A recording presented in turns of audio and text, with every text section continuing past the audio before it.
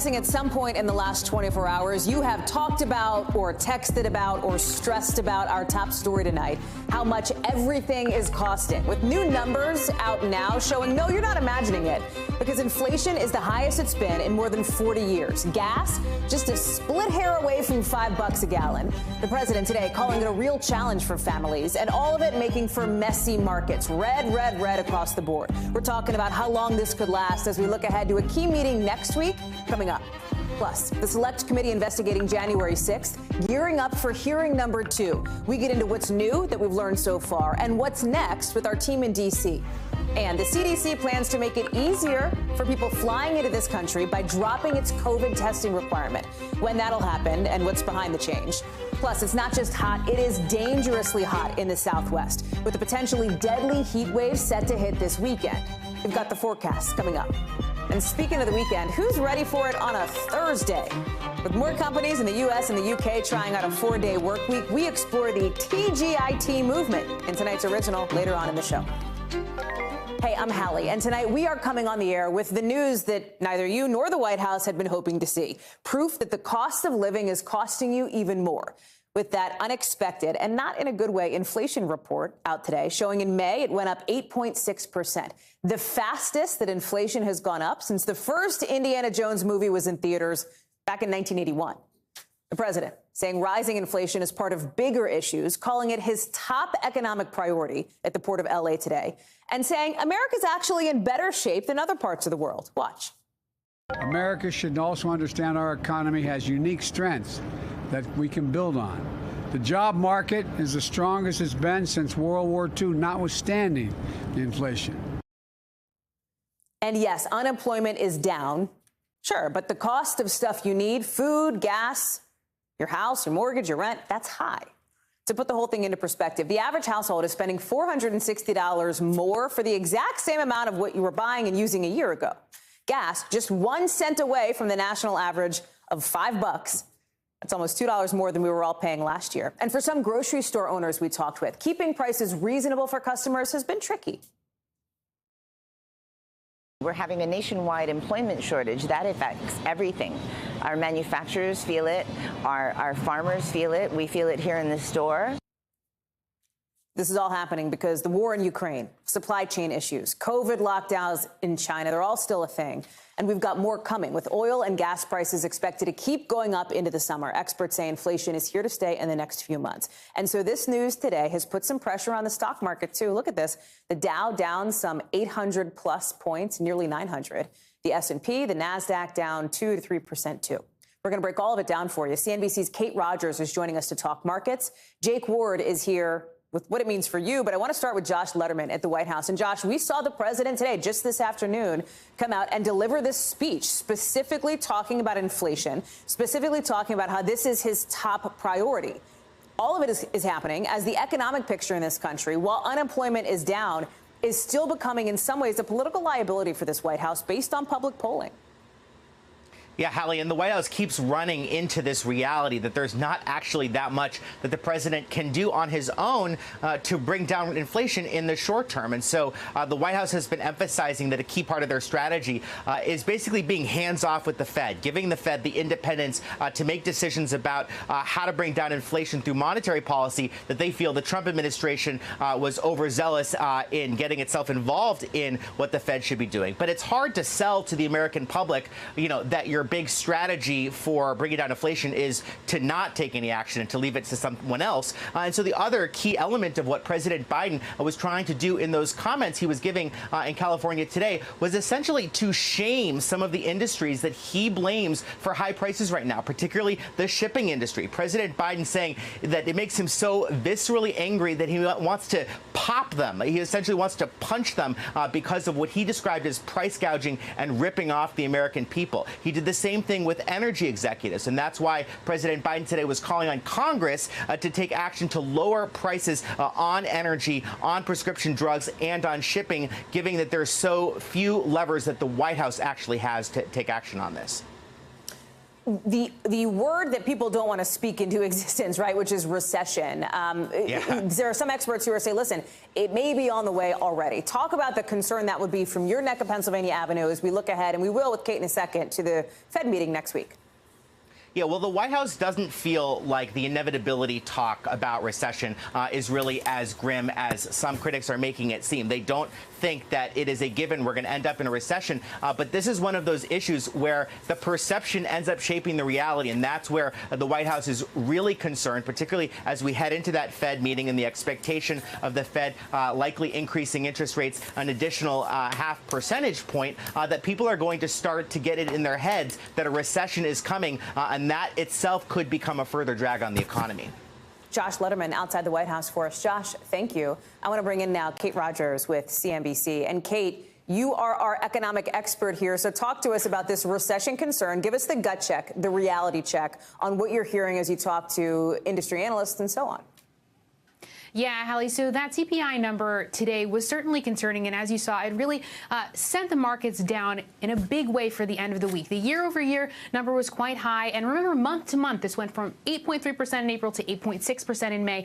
The reason investors really care, though, is, as you mentioned, it's the highest level in 40 years. So these high inflation readings are starting to weigh on American consumers' psyches. We got a consumer sentiment reading that also dipped today to a new record low. There were big drops in the outlook for the year ahead. How consumers assess their own personal finances and more. Gas prices, as mentioned, those are also really weighing on respondents, nearing $5 a gallon. So when you continue to see prices climbing, gas prices continue to soar, the pandemic is still very much lingering, the war in Ukraine going on, that all leads to a lot of market volatility. This hasn't translated yet, though, to a pullback in consumer spending, so we'll see if that happens. But big companies like Target, Starbucks, et cetera, are starting to warn, and many people are forecasting this 2023 recession is certainly on the horizon. Fed, you talked about this, next Wednesday they're meeting again, and it feels like, Kate, these economic numbers, the CPI report, the inflation report that's out today, is upping the pressure to do something to try to make sure that inflation does not keep going up, right? So that the next 14 times this report comes out, we're not saying the same thing, which is that it continues to rise at this really fast rate. Yeah, certainly. And those higher rates, if the Fed does hike beyond, 50%, will make borrowing less appealing and more expensive for consumers. That does slow demand to then catch up with supply, which has been an ongoing issue that you've covered throughout the pandemic. So if there's less demand, you could see more discounting on the retailer side to get consumers in the door. But then, Hallie, there's a fear that if they raise too much too fast, it has negative impacts on the economy. For example, things like wages could go down. So given the CPI report today, it does seem more likely that the Fed gets more aggressive in the short term, at least according to the way futures traders were kind of trading today on the data that we saw. Kate, thank you. Good to see you. Let me bring in Jake Ward now. You saw him at the top of the show. He's at a grocery store in Berkeley, California. So let me start there, Jake, since you are at a location where, listen, grocery store owners, they're dealing with the squeeze on both sides. On the one hand, they're paying more for the stuff that they're trying to sell you. On the other hand, they're, I know, getting complaints from customers going, what happened to my lettuce? What happened to my produce? That's absolutely right, Hallie. I mean, being here, this is Berkeley Bowl, a beloved community grocery store here in Berkeley, California. There's really only 2 of them, and that means that their ability to move the needle when it comes to the prices as they're coming in is very limited. So basically, when we were thinking about how do we think about inflation today, how do we think about it and explain it in a way that everybody can understand, coming to a grocery store is this extraordinary eye-opening experience when you realize the ways, the paths that all of the various geopolitical forces going on in the world right now take into each aisle of this grocery store. You literally cannot touch a product here that is not in some way affected by the big global events, some of them very, very scary that are going on right now. Take, for instance, the price of sushi. This is, seems like a high-end thing, but most grocery stores carry them now. It's become a common American staple. Sushi is more expensive for 2 reasons. One, a lack of water in the world is making it much more difficult to grow rice. California farmers are expected to grow about half as much this year as they did last year. That's going to drive the price up. Meanwhile, the $7 cost of diesel means that your fishing fleets are more expensive to operate. But you could literally look at anything, and it then traces back in some way to Ukraine. You have one of the world's largest producers of fertilizer, not to mention one of the largest producers of grain. That cuts into the global availability of both those things, and they provide most of the grain that goes to the World Food Program, which means that countries like Pakistan, which depend on the WFP, cannot cannot produce their basic goods, and those don't go out in the world. So you're just seeing these ripple effects go on and on in literally every aisle of a market like this, Hallie. So what are the people that you're talking to telling you? Like the owner, for example. I don't know if you talk to the Berkeley Bowl owner or who, but what are you hearing from them? Well, when you speak to management here, you know, my first question is sort of what are you looking forward to? I mean, we're looking at all of these different indexes and high interest rates and gas prices. You know, which of these needs to change for this to improve? Unfortunately, it does not seem to be as simple as this. Here's how they describe it. Have a listen. If the labor shortage ends but the price of gas goes up, we're still in a position where we're still going to have to worry about pricing. So the thing here, Hallie, is that, you know, you heard it in what President Biden said earlier today. I mean, he was really describing these forces around us. We are all just kind of surfing these waves. Nobody gets to drive this boat, and we're all just hoping to get through it. In a place like this, at this grocery store, the best that they can do is try to hide the effects of the market from you directly. They hold down the prices of certain things, try to make up the gap in other places. But, you know, if we paid exactly what the market wants us to in every single one of things, all of this would be at a price that would blow us out, and that is the role of grocery store owners in trying to keep us insulated in a way from that. But they can only do that for so long, and that's why you're seeing things like the consumer confidence as low as it is right now, Hallie. So then, given all that, Jake, when is relief on the horizon? In other words, when is it going to get better or easier for those grocery store owners and for all of us who go and shop at those stores? Well, already you're seeing people take, you know, hard and fast choices in their life to make a difference. I'll show you a few of the statistics that came out from a CNBC survey. Took place over 2 different weeks in both March and in May. You know, nearly half of people say they're going to be basically going to the grocery store less often. You've got people talking about eating at home. They're buying generic brands. They're buying things in bulk. I mean, this is real, you know, real world, you know, penny pinching going on here. I mean, you and I talked a couple of weeks ago about the fact that people were coming into a food bank here in the Bay Area on foot to save money on gas. That's when gas was back at about $4 a gallon, right? We're really talking about, in a country with a median household income of like $67,000, people really need help, and they need it quick, Hallie. Jake Ward, good to see you. Thank you. So the other big story now that has captivated Washington and the country, those January 6th hearings on Capitol Hill. And by now, you've probably seen the biggest takeaways. So we're going to look ahead at what's next and what's new, including that the former acting Attorney General, Jeff Rosen, will publicly testify as the committee gets ready for its next set of hearings to lay out its case that former President Donald Trump was at the center of an attempted coup. Okay, so what is new? What do we know tonight that we did not know last night before that primetime hearing happened?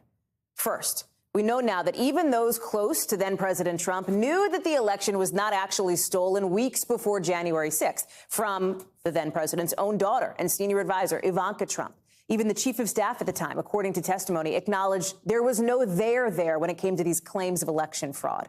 Second new thing we're looking at, the role of the Proud Boys and the Oath Keepers, these far-right groups, apparently motivated by what the president said, testifying that they came to D.C. because the president asked them to. And then third new thing, quite literally things that are brand new we've never seen, video and audio. Right, like this footage of staffers in Kevin McCarthy's office. He, remember, is the top Republican in the House of Representatives, running to safety on this surveillance video after the Capitol had been breached. There was that emotional testimony from a Capitol police officer, all of it taken together, an indication of just how deep the investigatory reach is of this committee. So that's what's new. What is next? We're going to learn more starting Monday, when the committee will go deeper into the case that the former president knew he lost, but pushed that big lie anyway. Wednesday, they go behind the scenes of the DOJ. This is when Rosen will testify and explain how senior leadership threatened to resign and confronted election deniers in the Oval Office. Thursday, it's all about the pressure campaign on then Vice President Mike Pence. We know at least one former top aide will be a witness. The fifth hearing set to focus on the pressure campaign at the state level, how the former president pressured the Georgia Secretary of State, Brad Raffensperger, and other elections officials to try to change the results. We've learned Raffensperger is going to appear as a witness. And then the last 2 hearings later in the month will drill down on the day of January 6th itself, a tick-tock of the violence at the Capitol and the response, or lack of it, at the White House as the insurrection unfolded. Joining me now is Hallie Raffa. And Hallie, there are some new pieces of information that we're getting, even today as this has unfolded. We've seen, for example, that video testimony of Ivanka Trump saying that she did accept then Attorney General Bill Barr's assertion that there was no election fraud, that this election was not stolen. You now have the former president basically going after his own daughter, saying she had checked out at this point, distancing himself from her. Talk about that and what else we're seeing. Yeah, Hallie, the former president slamming so many parts of what we learned and heard during that first hearing last night. And Republicans here on Capitol Hill are sort of echoing that sentiment, defending the president, the former president, if speaking out about this at all. We heard many of the talking points we heard in their prebuttals before this hearing began, continuing to call this committee illegitimate and a political theater.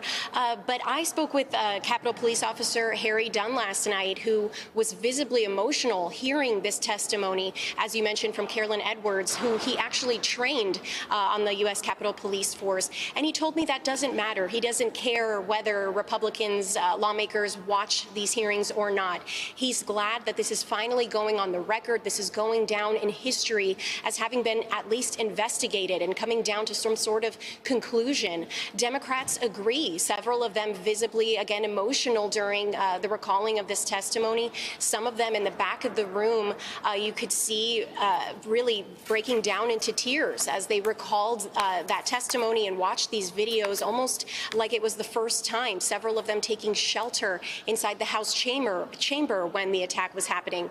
I want you to take a little bit of a listen to Carolyn Edwards, that Capitol Police officer that you mentioned, a little bit of her testimony that really got several of these lawmakers who were inside the hearing room very emotional.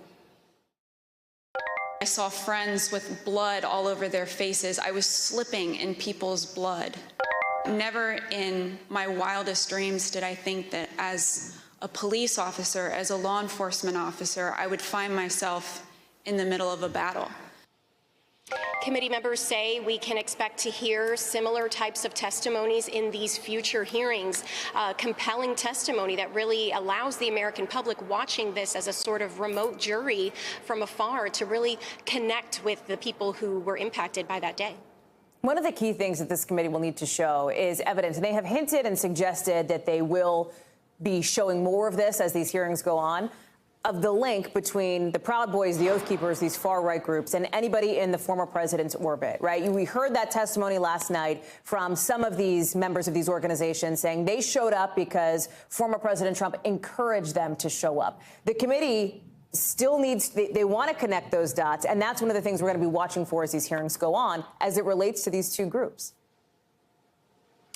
Yeah, the committee made a promise almost a year ago now to provide all the types of evidence that they needed to prove that this was more than just an incitement that resulted in this attack on the Capitol by a few bad actors, that this was a larger conspiracy led and created by the former president, fueled by his constant allegations of election fraud. And they said that this would be really an argument that they didn't have to make themselves, that they could use former President Trump's family members, former allies, former administration officials to tell this story in vivid detail themselves. And that's what we saw play out last night. As you mentioned, Bill Barr, Ivanka Trump, Jared Kushner. We're expecting to hear from several more administration officials in the next couple of hearings, as well as DOJ officials as well, Hallie. Hallie Raffa live for us on Capitol Hill. Hallie, thank you very much. And as we look ahead to the next hearing, we will have special coverage of it right here on NBC News Now. However you're watching, that's Monday, 10 a.m. Eastern, live. New reaction now from Uvalde, Texas tonight to the first real comments we're hearing from the school's police chief about his widely criticized response to the Robb Elementary shooting. Chief Pete Arredondo telling the Texas Tribune in this new interview that he didn't take his 2 radios into the school because he wanted his hands free to fire his gun fast if he saw the shooter. But that decision also meant he wasn't in touch with any of the officers around the scene. So at one point, Arredondo says he even used his cell phone to call for help when he was inside. When he got to the classroom door, he apparently tried dozens of keys that were brought to him, but none of them worked. He said, quote, "I was praying one of them was going to open up the door each time I tried." He was also the first person to arrive at the shooting, but says he did not think he was in charge. Again, a shooting that stole the lives of 19 children, 2 hero teachers. Antonia Hilton is joining us now live from Uvalde. And this is significant, Antonia, because as we reported earlier this week here on this show, Chief Arredondo had gone somewhat radio silent. We hadn't heard or seen much of him until this point, this interview now with the Tribune. That's right, Hallie. He was really missing in action, and people were wondering where he was, whether he was still in his role. Turns out he's still in his role, and we now have better insight into his perspective on how events unfolded and his defense of his own actions that day. I think what really stuck out to me was that he didn't know that he was the incident commander that day, that essentially he didn't know that he was in charge. Law enforcement experts say that that's highly unusual, that as the chief of police of the school, that he would be expected to take charge in that kind of incident, that he would be expected to have access to keys that open every single door on the campus that he's responsible for, and also criticized his decision to leave the radio behind, as you mentioned, that they say that all of these are critical mistakes. Of course, his sort of description of these help us understand more of the timeline here, which has been such a critical part of the story. But in many ways, these questions raise just as many answers. And so there's still so much people are going to be expecting of Arredondo in the coming weeks and, frankly, months, now that there are multiple investigations. Lawmakers started one just on Thursday that's going to be behind closed doors, but certainly the actions of Chief Arredondo are going to play a very important role in all of that, Hallie. In what has been just an absolutely horrific story, this is another gut punch, I think, to some of the family members of these little kids who were killed here. And I know the grandfather of one of the students said that he believes his grandson could have been saved because of how long it took for help to come. I mean, it is just agonizing to think about. What are you hearing from people in Uvalde about this new revelation, these series of new pieces of information that's coming out of this interview with Arredondo? Look, Hallie, the feeling here is a lot of anger. There's a lot of exhaustion. Families are well aware that there are several children who are in that position that you mentioned who appeared to have passed away actually en route or in the hospital, meaning that there could have been critical moments, minutes that went by inside the school where those kids' lives could have been saved. And so there's just immense hurt here. And look, this is a very tight-knit community, a small community. Many people went to high school with the police officers. They grew up around them. They're married to or related to some of them. And so that's added another layer of complexity, right, and a difficulty in pointing fingers. But it's also now just built up day after day as people have waited for answers, as people have seen the videos of parents screaming outside of the school building, trying to get officers to go in with the gear that they had and save those children's lives. That hurt is extremely palpable here. There are visitors, family members who've been coming into town to comfort folks here. And, I would say the overriding emotion right now is one of anger, because, again, there's new information, but there's still so much people don't understand about why this transpired the way that it did, Hallie. Antonio Hilton, I'm glad you're there for us in Uvalde. Thank you for keeping us updated. Appreciate it. A big travel development today with the news that people flying into the U.S. will now no longer have to show proof of a negative COVID test. That starts Sunday at 12:01 Eastern Time, a reversal of the testing rule that's been in place since early last year. The CDC is going to keep an eye on this all, reassess in 90 days. The airlines have been pushing for this for a while. They say the test mandate is outdated. Let's bring in Meg Terrell for this. And Meg, this was a clash between the travel industry and both the Biden and Trump administrations throughout the pandemic over some of these rules. Explain the timing. Why now are we going to see this mandate lifted? Yeah, well, the word that we got from a senior administration official is the CDC made this decision based on science and data. And actually, a lot of public health experts really didn't think this made any sense, considering how high infection levels are in the United States right now. Typically, these kinds of things make sense if there's an imbalance in the place where you're potentially coming from into the country where you're flying. But when there's so much infection already happening in the United States, a lot of people just thought this is costly and this is ineffective. Of course, there was a ton of lobbying from the travel industry as well, which counts this as a big win and thinks this is really going to boost up tourism and the U.S. economy. This comes as the Justice Department is appealing in federal court to reinstate the mask mandates on planes. So that was sort of a holdover from the moves that we saw in April. What happens to that now, Meg? I mean, do you think the Biden administration will drop that? I'm not asking you to speculate, but base that off of your reporting and your reported analysis. Yeah, I mean, from what we understand about that appeal, it was almost more about preserving the CDC's ability, the legal ability to implement these kinds of requirements when it feels it needs to, more so than that the CDC was arguing so hard, or that the administration was arguing so hard that masks needed to be required on planes. Right now, the CDC still recommends these kinds of things, masking on indoor, in planes and indoor spaces, also recommends still testing before you travel internationally. But of course, the onus now is shifting to be less requirements and more recommendations and putting the decision making in the hands of the individual. Meg Terrell, thank you. Good to see you. A new not-so-humble brag from Russian President Vladimir Putin has some experts now worried about just how far Putin will go to expand Russia. That's after the Russian president, at this event in Moscow, you see him here, compared himself to Peter the Great, the 18th century czar credited for turning Russia into a big European power. Putin basically said he's in a similar position to win back Russian land. He also hinted there might be more coming, saying it's impossible to build a fence around a country like Russia and that Russia has no intention of doing so.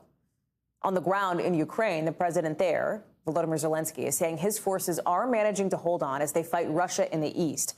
But Ukraine's also asking Western nations to step up how much heavy weapons they're delivering so they can fight back, especially since he says they're losing 100 to 200 soldiers every day.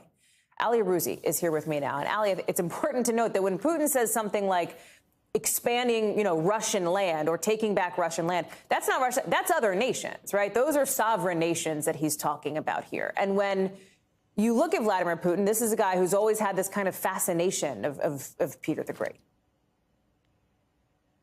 He certainly does, doesn't he, Hallie? And these are kind of ominous signs of his maximalist, expansionist ambitions. I mean, look, he was talking about, Russia's territories expanding and becoming great again. And he wants to regain those territories that he said Russia initially had.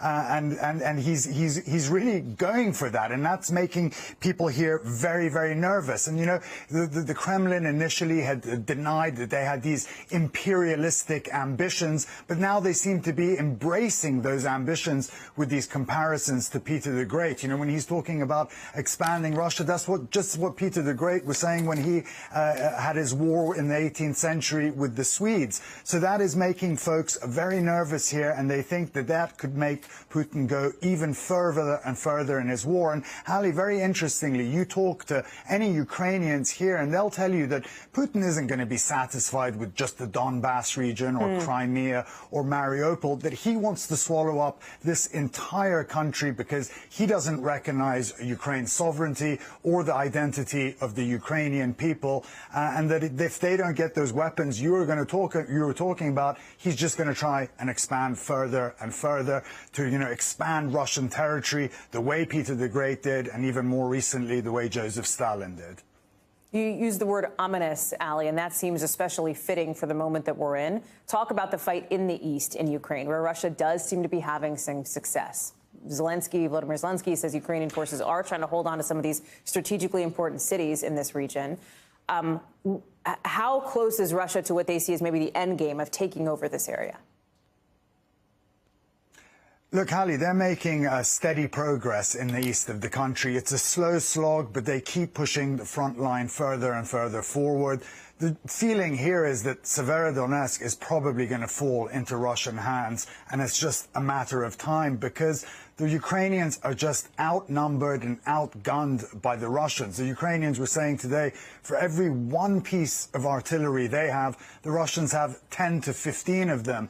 And they were saying that they just can't understand why they're getting weapons in doses, which is just enough to defend themselves but not win this war. And today, yesterday we saw about 16 people that were evacuated from Severodonetsk. The people that are there now are just pretty much staying there. Nobody else is being evacuated from there. So the feeling is that they are pushing further and further forward. And if that whole region falls into Russians' hands, it's going to be an unmitigated disaster for the Ukrainians and a big win for the Russians. And we're getting close to Independence Day for the Russians, and they'll probably want to make a point coming close to that day on Sunday. So we're looking at a very bloody fight, a huge artillery war in the east of the country. But like I said, the feeling is that it's just a matter of time before it falls into Russian hands. Hallie live for us in Kyiv. Hallie, thank you.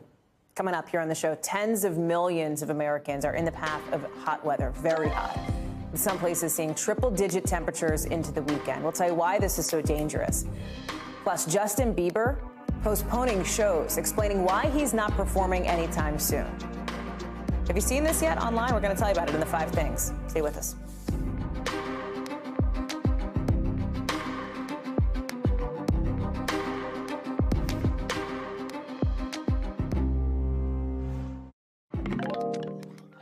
It's not just hot, it is scarily hot in the Southwest, with a potentially deadly heat wave set to strike this weekend.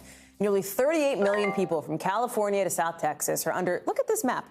All of those people are under some kind of a heat-related weather alert through Sunday. And you see these numbers? 113, 111, triple-digit heat, in some instances in the teens. You know that puts a lot of pressure on power grids. The National Weather Service is warning people to protect yourselves, protect your kids, protect your pets. Know what heat stroke looks like, given how extreme this is going to be. Miguel Almaguer is joining me now from Los Angeles. Miguel, you do not look like a puddle of sweat at the moment, so I can only presume that this heat wave is making its way toward L.A. It's going to be bad, right? Yeah, absolutely. A very large swath of states in the Southwest, from Texas to California, are going to be cooking today through the weekend. Upwards of 50 all-time record highs could be shattered in just this region alone. In Texas, cities like Austin, San Antonio, Dallas, and Houston, they're dealing with soaring temperatures and also brutal humidity. Meantime, cities like Las Vegas and Phoenix, they're getting their first significant heat wave of the year. The highs there are going to be about 110 degrees, and overnight the lows are going to stay in the 80s. So no relief after dark, Hallie. I mean, I'm telling you, Miguel, like you said, the first bad one for them. Although I have to say, forgive me, you never look like a puddle of sweat, right? Like I shouldn't have said that because it never From happened. time to time, I certainly do. Talk to me about the summer ahead, because I was totally fascinated by this. We're talking about a heat wave. We're talking about a heat wave that is set to strike. And now there is this growing movement across the country to name heat waves and categorize them just like we do hurricanes. So like Heat Wave Miguel, for example. Talk about why this is happening. I find it fascinating. Yeah, so they're making this push to draw attention to just how dangerous these heat waves can be. Keep in mind, the hot weather can be one of the deadliest kinds of weather. So some believe that adding names to heat waves will bring attention and perhaps caution to them, like you mentioned, naming a storm or a hurricane. It's a push to highlight the dangers of heat waves that are not only becoming more common, but also more prolonged. Miguel Almaguer, you have air conditioning, right? Central AC at your place? I do. I'm staying cool this weekend for sure. Huge, my friend. Thank you. Miguel, appreciate it. Have a great weekend. Let's get you over to the 5 things our team thinks you should know about tonight. Number 1, the Michigan police officer who shot and killed Patrick Lyoya back in April was arraigned today on a second-degree murder charge. Christopher Schur pleaded not guilty. The judge giving him a $1,000 bond. Number 2, the Vatican says Pope Francis is following doctors' orders and postponing his trip to Africa. The Pope was supposed to go visit the Republic of Congo and South Sudan next month, but instead, he's focusing on therapy for his right knee, which has been giving him some problems. Number 3, the Wall Street Journal reports that lawyers are looking into exactly how Facebook COO Sheryl Sandberg deployed corporate resources, like how often staffers worked on her personal projects. The paper had previously reported the investigation included a review of Sandberg's use of resources to help her plan her upcoming wedding. Number 4, dozens of people, 48 of them, are running in a special primary election in Alaska. That is quite the ballot to serve out the rest of former Republican Congressman Don Young's term. Remember, Young died back in March, so that left open the state's only seat in the House. One of the 48 people on the ballot, former vice presidential nominee Sarah Palin. Another, somebody named Santa Claus. He sees you when you're voting. I stole that joke. The primary is Saturday. Number 5, Justin Bieber posted this video, look at this, to Instagram today, saying he's postponing some upcoming shows because he has something called Ramsay Hunt syndrome. He says part of his face is paralyzed. Look at this. He says he cannot perform. Now, the Mayo Clinic says that syndrome happens when a shingles outbreak impacts a facial nerve that's near your ear. A lot of people thinking about Bieber tonight. We're going to stay on top of that story. Still to come. NASA's historic new program looking to explain the unexplainable, why it's getting in on the hunt for UFOs. Next.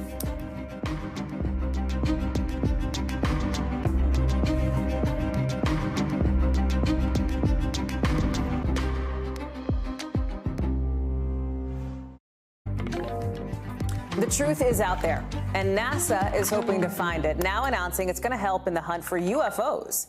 Yeah, NASA is planning to form a team that is entirely dedicated just to this, to studying unidentified aerial phenomena, UAP. That's like the official government term for this stuff. They don't have a huge budget. It's only about $100,000. So they're only going to focus on studying the data they have right now, not getting new data necessarily. But videos like these, other images from satellites, with the goal of trying to better understand these UAPs. The news comes just about a month after Congress held its first public hearing on this in 50 years, after hundreds of unexplainable sightings by the military. Our Can I call you our chief UAP correspondent? Gotti Schwartz is joining us now from Los Angeles. Absolutely. Can I just promote you like that? I got a promotion. That's awesome. Yes, I'm so excited.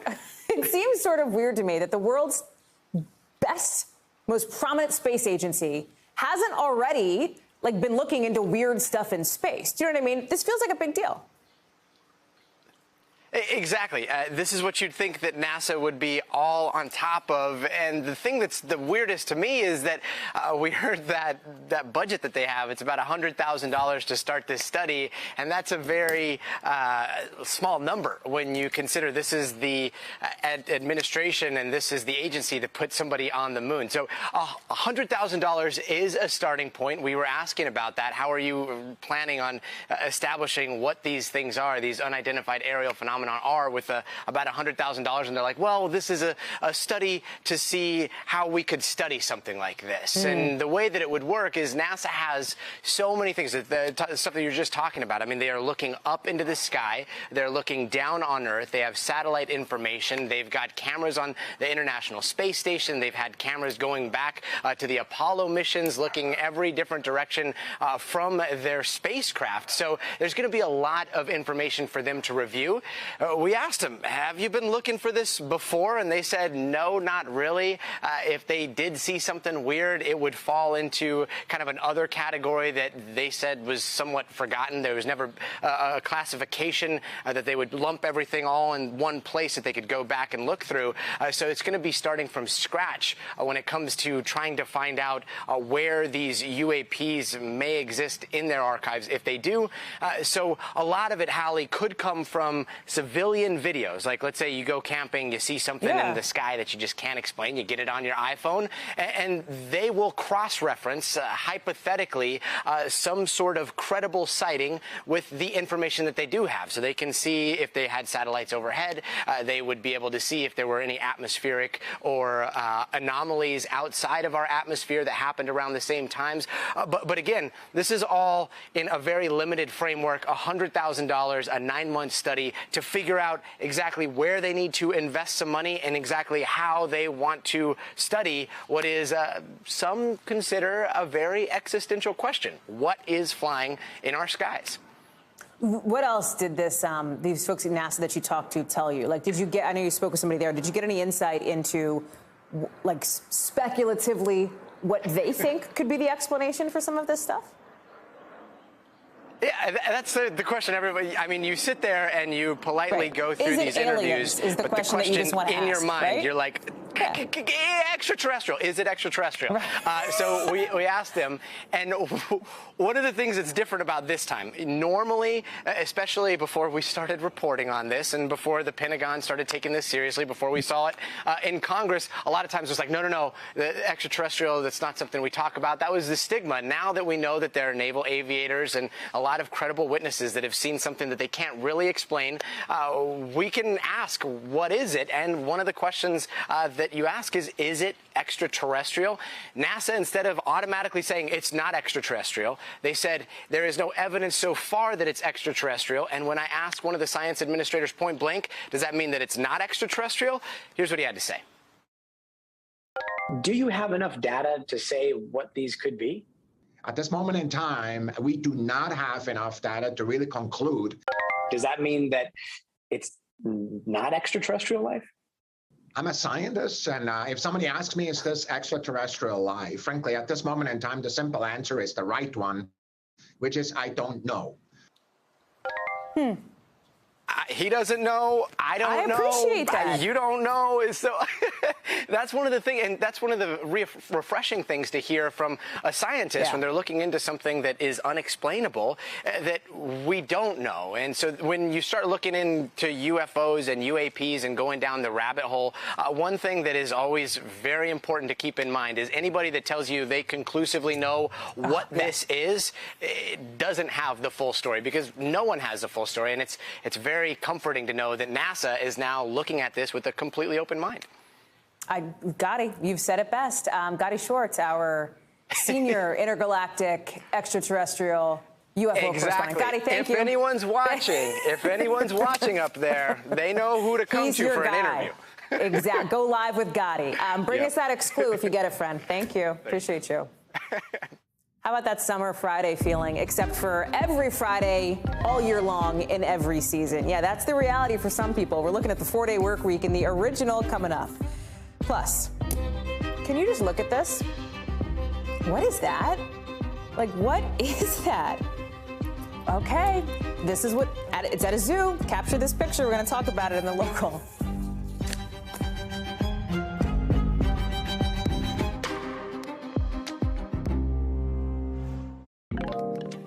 NBC News covers hundreds of stories every day, and because you couldn't possibly read or watch or listen to them all, our bureau teams have done it for you. This is what they tell us is going down in their regions in a segment we call The Local.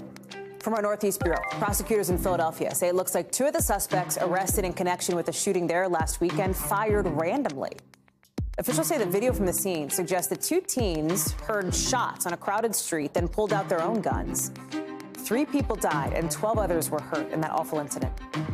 From our West Coast Bureau, 1 person is dead after a highway crash in Las Vegas. Officials say an overloaded construction truck hit an early warning beam, like one of those beams that tells you if your truck's too big. The beam then fell on the car behind it. The driver of that truck is cooperating with the investigation. And from our Southeast Bureau, take a look at this, a UAO, unidentified Amarillo object.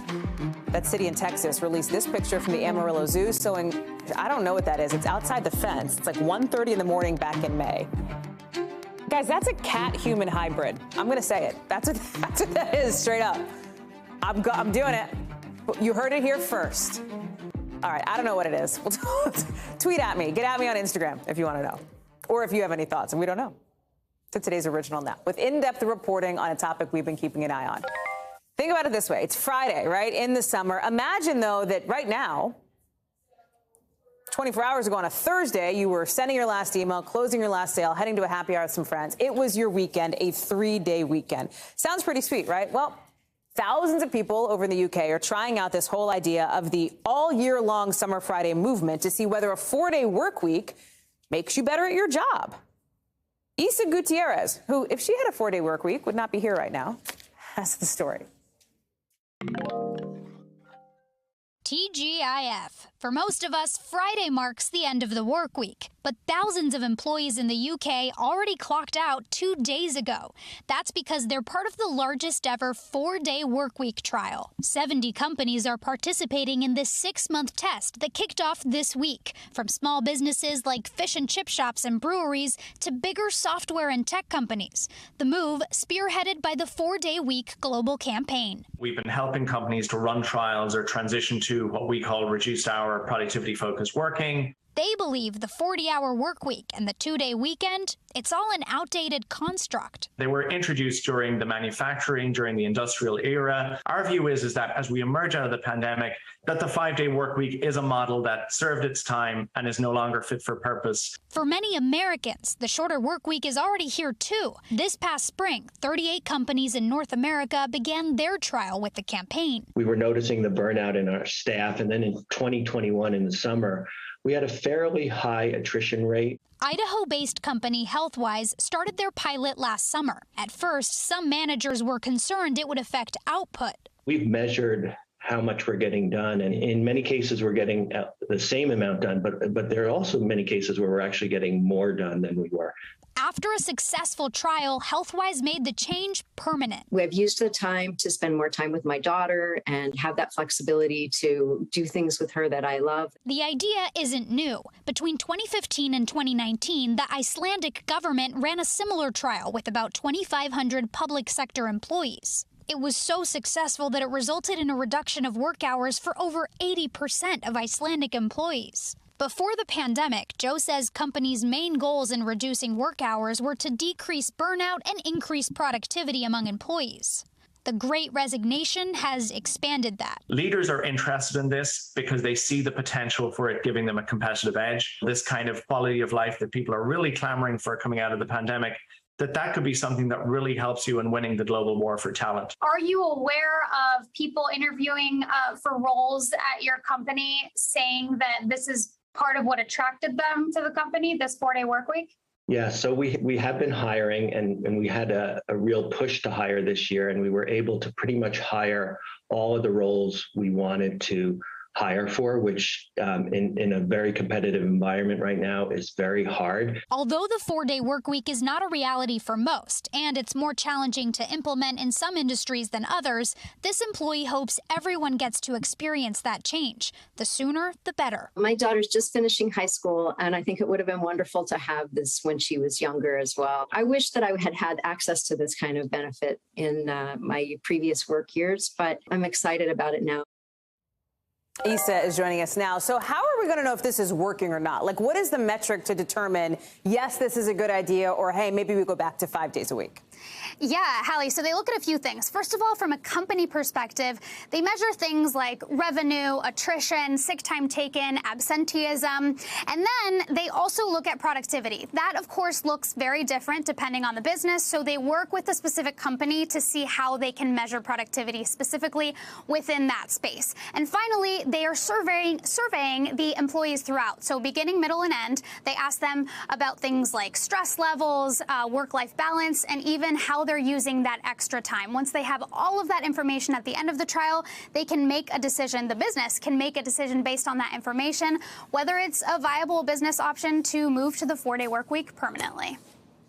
Can I just tell you, I'm doing it. I'm going to do it in July. That's going to be my little experiment. So memo to my bosses, Issa, flagging you early. That's it. Issa Okay, Gutierrez, we're ready. Thank you very much. Appreciate it. A lot of times the Senate is out on a Friday anyway, but today they've been working behind the scenes because we've had our eye on this bipartisan group talking about negotiations over a potential deal on gun reform legislation. Our own Garrett Haake just caught up with Senator Chris Murphy of Connecticut, who's really been leading those bipartisan talks. And what he said was interesting. So interesting, we want you to hear it yourself about reaching an agreement soon. Watch. We remain, very, very, very close to an agreement, but we have yet to close it, and we've been talking throughout the day, trying to get there. Very, very close to an agreement. That's what you heard from Senator Murphy. He also told Garrett that if that group can come up with that final deal, right, he thinks it would be able to get, in his words, a big vote in the Senate. Again, breaking into us from Garrett Haake. Appreciate all of you spending your Friday night with us. We're going to have a lot more for you here Monday, same time, same place. Have a great weekend, and we're glad to have you with us. Coverage picks up right now.